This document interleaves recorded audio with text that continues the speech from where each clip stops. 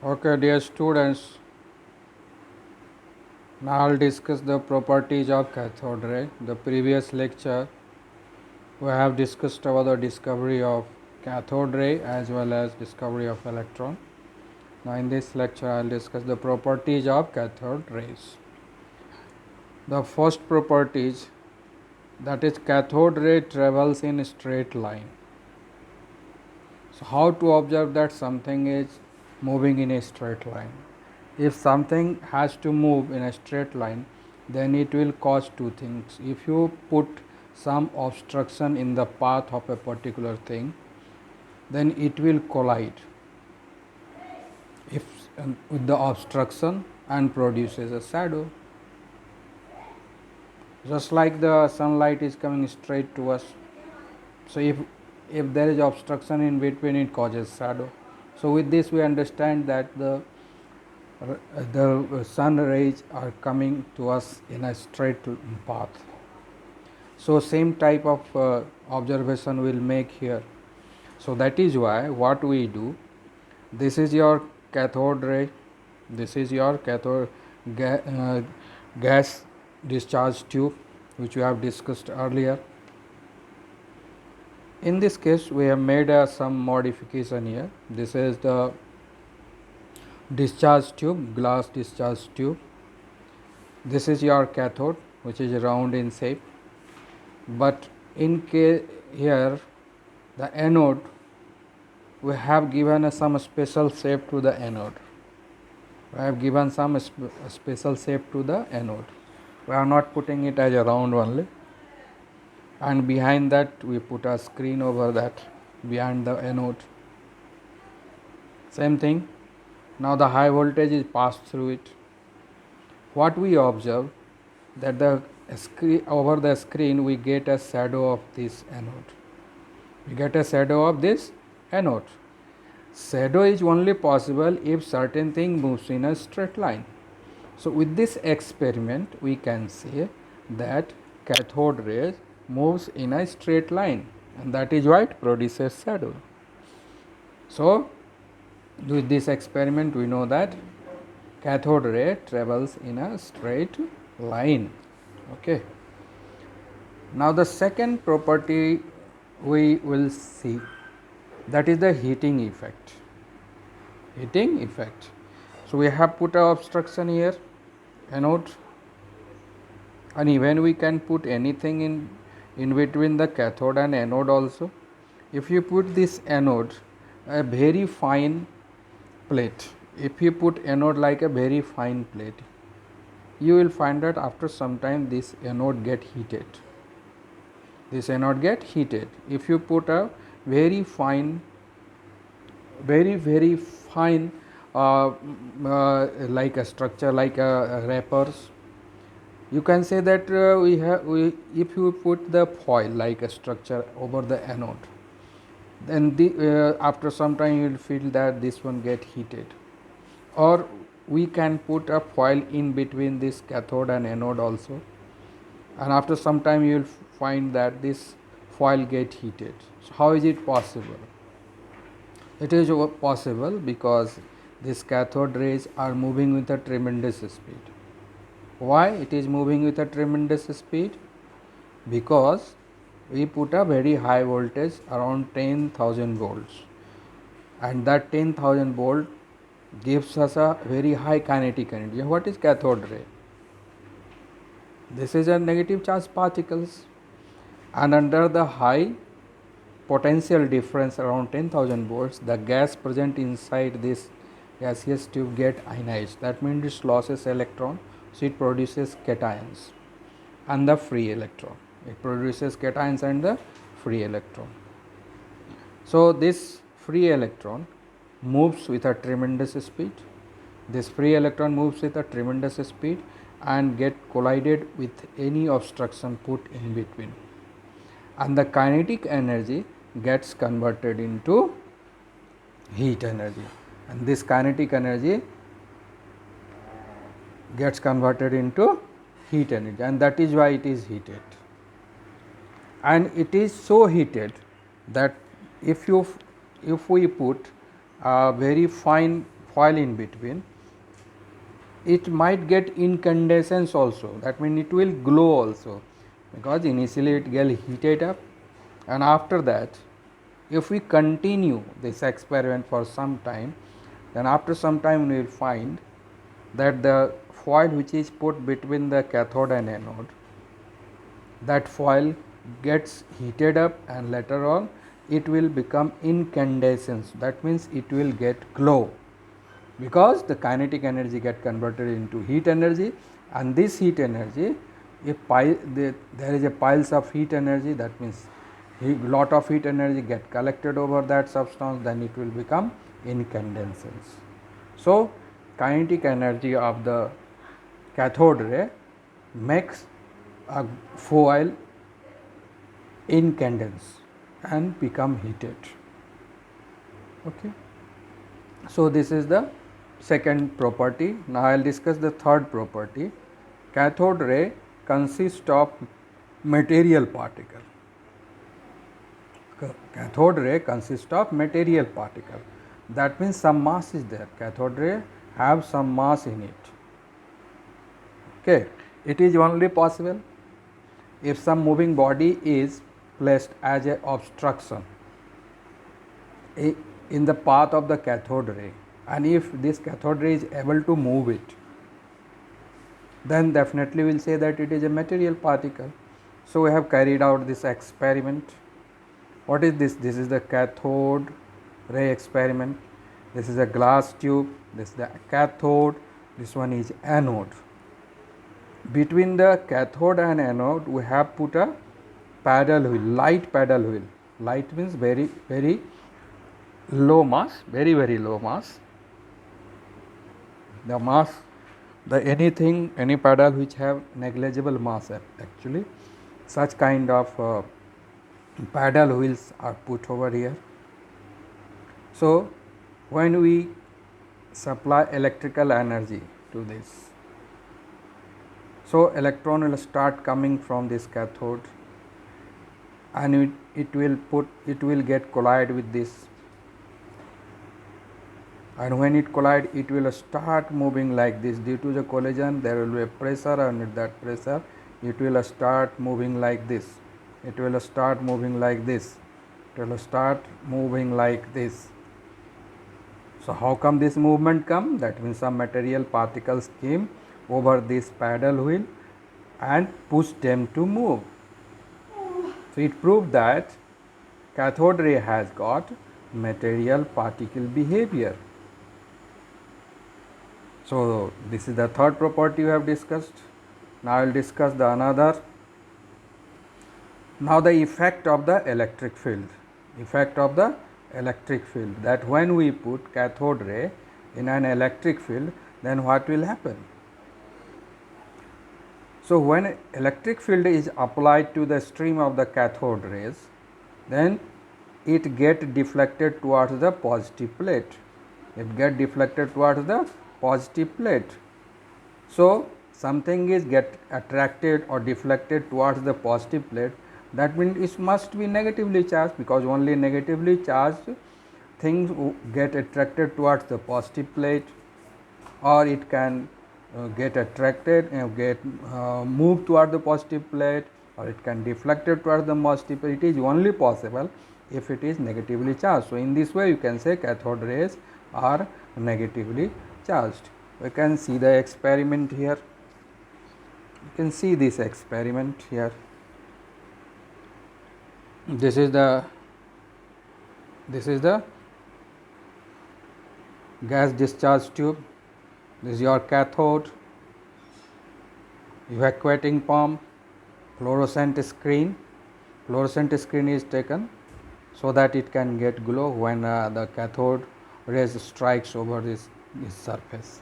And this is the electric field. You can say this is the electric field. So between the electric field we are putting the cathode rays. So what happened? Cathode rays starts emanating from cathode, start moving towards the anode. After moving, what happened here? Some certain arrangement is made so that very small quantity of cathode rays should move through this small hole, So here the only two rays are shown here.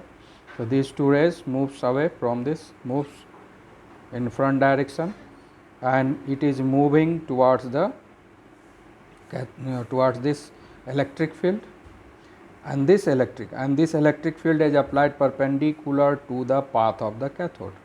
This electric field always positive to negative, so it is like this, and cathode ray is moving like this,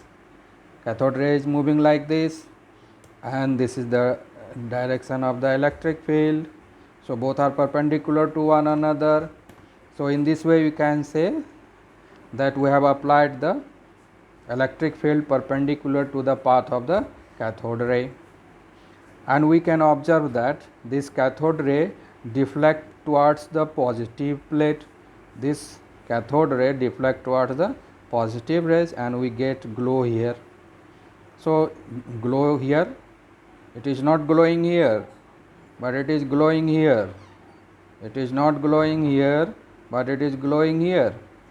So normally it would have moved straight and given the glow here only at the central part here, but due to the presence of this electric field, it gives you glow at this position. So that means cathode ray moves towards the positive terminal. So this experiment proves that it is negatively charged. So that's why we say that cathode ray is negatively charged.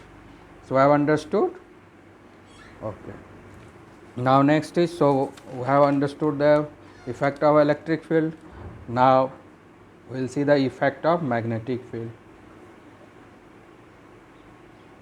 So when magnetic field is applied, in the same way, perpendicular to the path of the cathode rays, again even the magnetic field will be applied perpendicular to the path of the cathode, and it will get deflected in such a way, in such a direction that we understand that the cathode ray is negatively charged.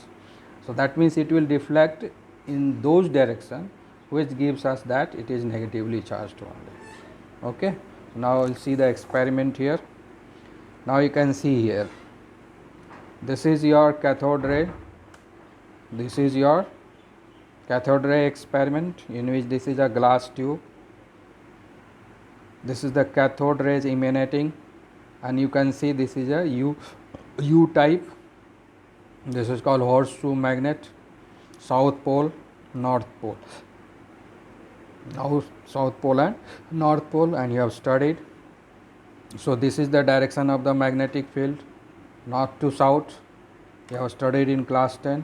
The direction of the magnetic field is always start from north and set south. So this is the direction of the magnetic field, and this is the direction of the cathode rays. Cathode ray moves straight, and we are putting this in a perpendicular direction. It is moving like this. Cathode ray is moving like this, and we are putting north to south, the direction of the magnetic field. So these two are perpendicular to one another.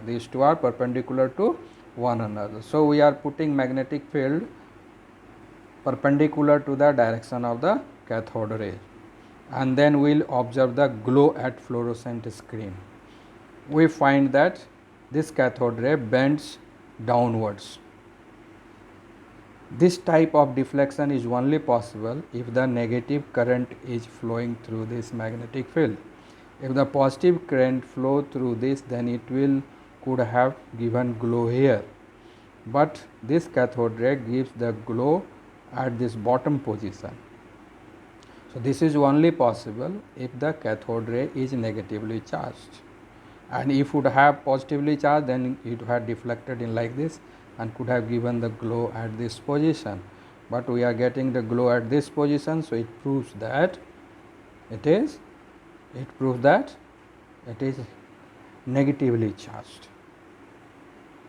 So these two experiments, this one and this one, when we are putting this cathode ray in magnetic field as well as in electric field, with these two experiment proves that cathode ray is negatively charged. Okay. Now I'll discuss certain other properties which are not much important. Okay. So now I'll discuss the sixth properties that we have already discussed during the experiment also. On a striking against the wall of the discharge tube, cathode ray produces faint greenish fluorescence.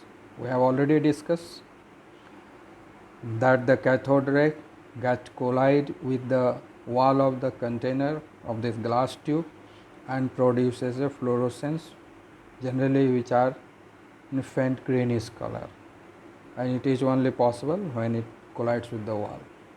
So it produces the fluorescence when it collides with the wall at very high potential difference. Cathode ray ionizes the gas through which they pass. How we say that cathode ray ionizes the gas through the pass? Because when at a low potential difference we have observed at 1 atmospheric pressure we have observed there is no passage of electricity through it. So when the electricity passes through it at around 10,000 volt, and when the pressure is around 10 to the power minus 2 atmospheric pressure, and at that moment electricity moves through it, no conductor is applied between the cathode and anode, no conductors are applied between the cathode and anode. Gases are always considered to be the non-conducting material.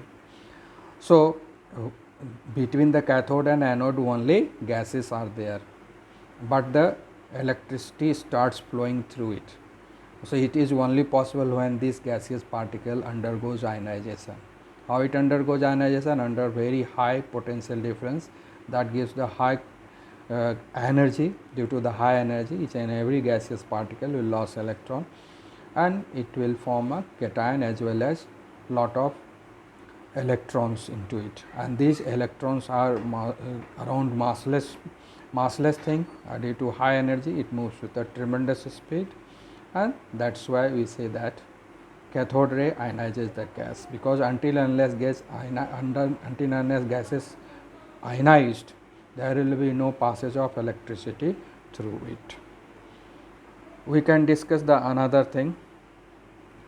If we put a metal of high melting point in the path of the cathode ray, okay, in the path of the as a obstruction, if we put high melting point metals, if we put metals of high melting point like tungsten, copper, you know that these are the metals which have very high melting point. If we put these metals in the path of the cathode ray as a obstruction, then it will produce X-ray. Then cathode ray produces X-ray. So that is why to produce X-ray we put metals of high melting point, metals of, that means metal of whose melting point is very high, we put the path of the cathode ray so that we can get the X-ray, and we have a lot of benefit with the X-ray. You can study in biology. Okay. Now the another property, this cathode ray can penetrate through thin metal foils. So when we put a thin metal foils in the path of the cathode ray, we observe that it passes through it. That means thin metal foil can't obstruct, can't prevent them to move further. That's it passes through this thin metal foils and gives the glow at the anode position, behind the anode. Okay. Now the last point which we discuss, the charge to mass ratio. The charge to mass ratio always remain constant for a particular gas. Charge to mass ratio for a cathode, or a particle in the cathode, is independent of the nature of the gas. For the particles in the cathode, it is independent of the nature of the gas taken in the discharge tube. That means charge to mass ratio. That means charge to mass ratio remain constant irrespective of the gas. Whether you take hydrogen gas, whether you take helium gas, whether you take krypton gas, whether you take nitrogen gas, oxygen gas, whatever gas you want. Every time you will find E by m value remains same. This E by m value is evaluated by Mr. J. J. Thomson, studied by J. J. Thomson, which we will discuss it later. Okay. So the last property, the very important property which we discussed, that charge to mass ratio of the electron. Charge to mass ratio of the electron. E is the charge of the electron, m is the mass of the electron. In cathode we are studying the charge to mass ratio. Charge to mass ratio of the electron remain constant irrespective of the gas taken during the experiment in discharge tube. So in the discharge tube, whatever you take the gas, as you wish, it all depends on you, but the charge to mass ratio will remain same. Okay. So all these 10 observation, after observing all these 10 observation, J. J. Thomson comes to the conclusion. So properties are studied by J. J. Thomson, but discharge tube experiment was carried out by another scientist whose name you remember, that Julius Placer. Julius Placer have carried out this cathode ray experiment, and the properties of the cathode ray was carried out by this J. J. Thomson. So on the basis of the study, we can say this, that and these particles are named as electron. So these electrons are nothing but it is a fast moving particles. That means cathode ray is nothing but it is a stream of negatively charged material particle. Negatively charged, so cathode ray is what? It is a negatively charged material particles, and these negatively charged material particles had been named as electrons by Mr. J. J. Thomson. Thank you very much. Have a nice day.